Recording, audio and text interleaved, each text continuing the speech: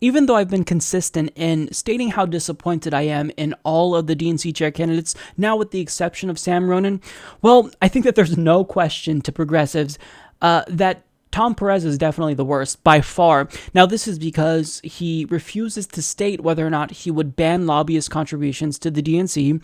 He supported the TPP, and he's been pro-Hillary through and through.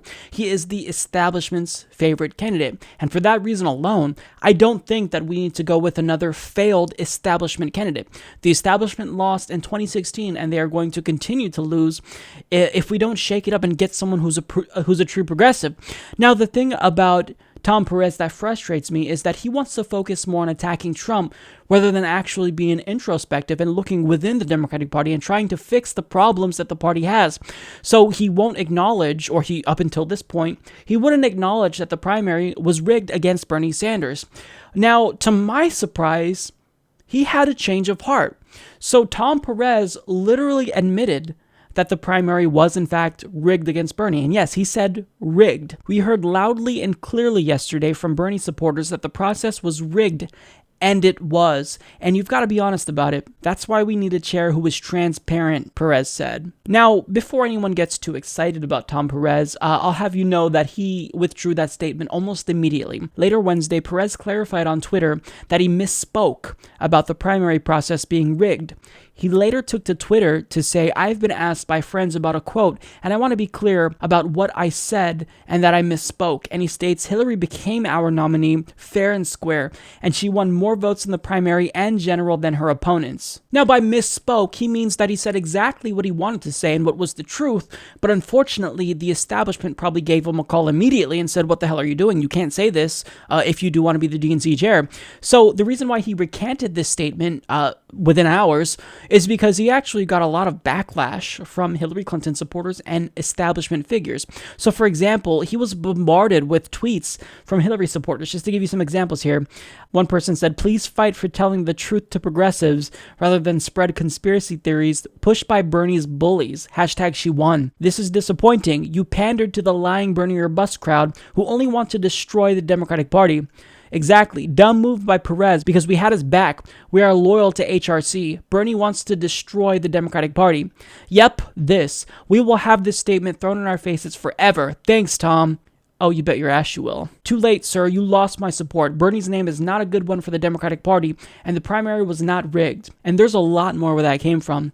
Now, I'm not just reading you these tweets so I can provide you with a great example of cognitive dissonance and delusion, but I'm reading you these tweets because I think that it really says a lot about Tom Perez. And I also want to read one of the tweets that Joyanne Reed, who is a media figure, said.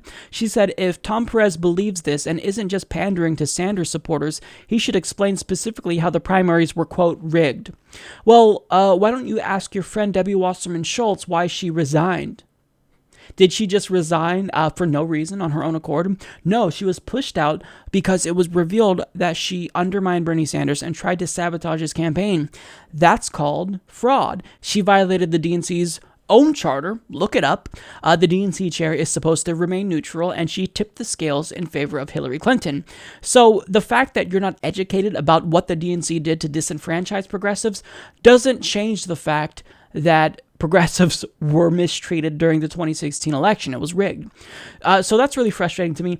But getting to my bigger point about why these tweets are important. So it shows who Tom Perez is really representing. So, I mean, for months, progressives have been calling on him to say that he's going to ban lobbyist contributions to the DNC and admit that the primary was rigged. And the minute that he does one of those things, he receives some backlash from hillbillies and caves immediately. Now, what does that tell us? That tells us that Tom Perez is not interested in representing progressives. He represents the people that are fine with corporatist Democrats that represent donors over voters. It's why he doesn't listen to Bernie Sanders supporters. It's why he walks away from interviews with progressives. It's why he refuses to give Nomiki Konst of TYT an interview. This is the guy that's supposed to unify the party. He is catering to the needs of people that hate Bernie Sanders. They literally hold contempt for Bernie Sanders. They say he's going to destroy the Democratic Party.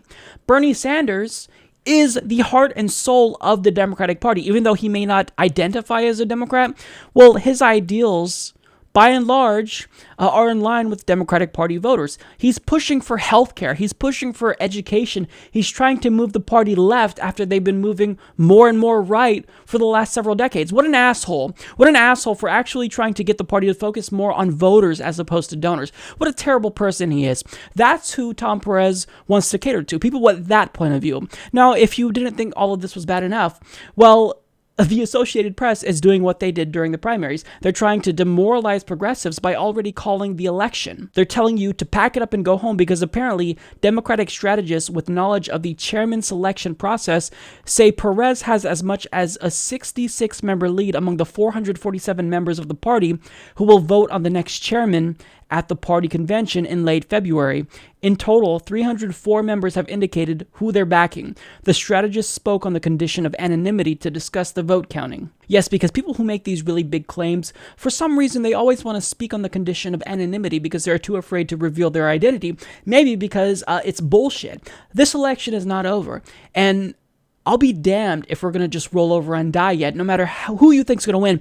Now, let me just say this. I'm glad that Tom Perez decided to misspeak because Tom Perez may have blown his chance to be the DNC chair because, look, he's been the establishment favorite. He's been basically the favorite to win since he entered the race because the establishment and President Obama basically pushed him into this race. So I'm glad that he blew it. Because now that he's losing support among even Hillary Clinton supporters, that makes it more likely that someone like Keith Ellison or Sam Ronan will win. So thank you, Tom Perez. Support this podcast by joining the independent progressive media revolution today at humanistreport.com.